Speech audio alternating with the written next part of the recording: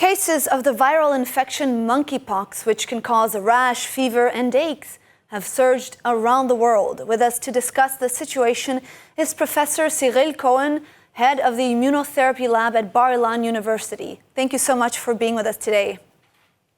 Thank you, Bianca. Yes. So Israel has one confirmed case. It suspected another, which was disproven, but still there seems to be an awareness. Do we know the source of the first infection, and could it infect others?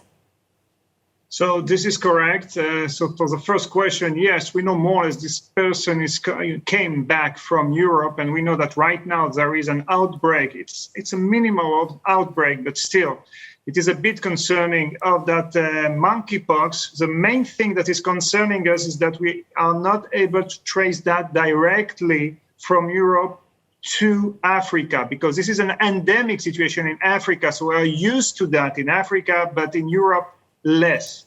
And the second thing is that basically what we know so far is that it is a disease that can, of course, infect other people. We might expect a few other cases, but still I have to tell you that in order to be contaminated, you need to be very close to the person sick. It's either by touching the blisters or really to have a contact that lasts several hours in order to get infected. So from that, I would say, standpoint, we are not overly concerned, but we need to understand better what is going on.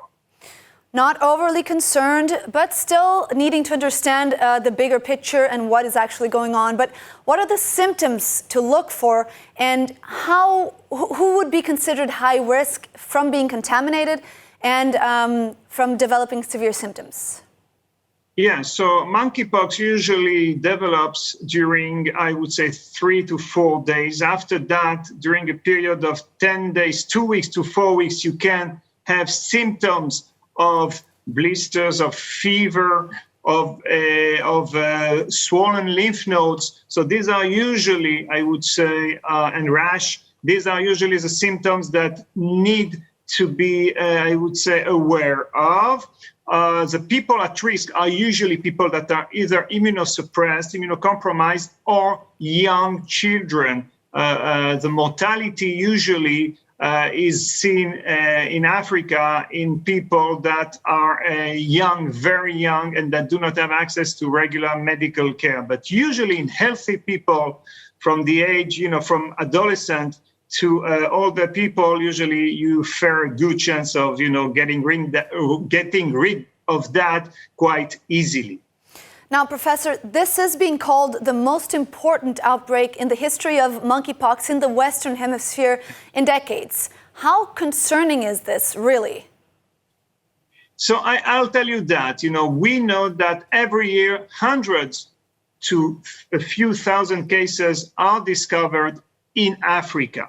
And we know that there are two strains, the West African strain and the Central Africa strain. So luckily for us, right now, we're dealing with the West African strain, which is less lethal and less problematic than the other strain.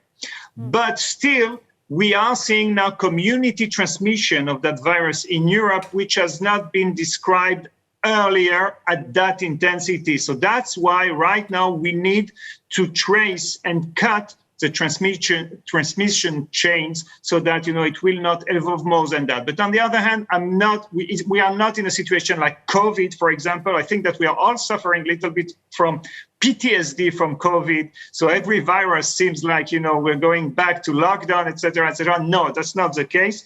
We need to trace that, and hopefully within a few weeks, I really hope it will be behind us. Now, you mentioned COVID. This is not the only surge we're seeing currently around the world. We are seeing unusually high numbers of cases of polio, hepatitis. They're being registered in various countries around the world, and some doctors are connecting it to the coronavirus itself, or perhaps to a vaccine fatigue or even an anti-vaccine sentiment. Do you believe there's a connection here? Why are we seeing all of this right now at this moment? Yeah, polio is actually concerning, and I'm more concerned about polio than I am about, for example, monkeypox. because polio has long-term effect in certain populations, and we have a vaccine that is extremely efficient against polio. And again, in Israel, unfortunately, certain groups have decided not to immunize their kids, and they're putting them at risk. Regarding the hepatitis, we don't know much. We know that it has a connection with the adenovirus number 41, and now we are trying to understand if there is a connection also with COVID. It's not clear enough.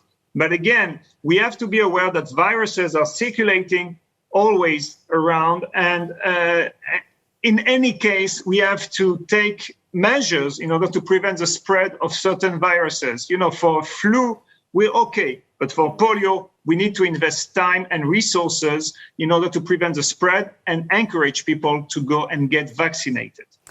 Right, time and resources, and trying to avoid this post-COVID panic that we all seem to be worried about. Thank you very much for being with us today and giving us your insights. Thank you very much. ILTV Plus, your news from Israel and more 24/7. Start your free trial today. Subscribe at iltv.tv and watch from any device.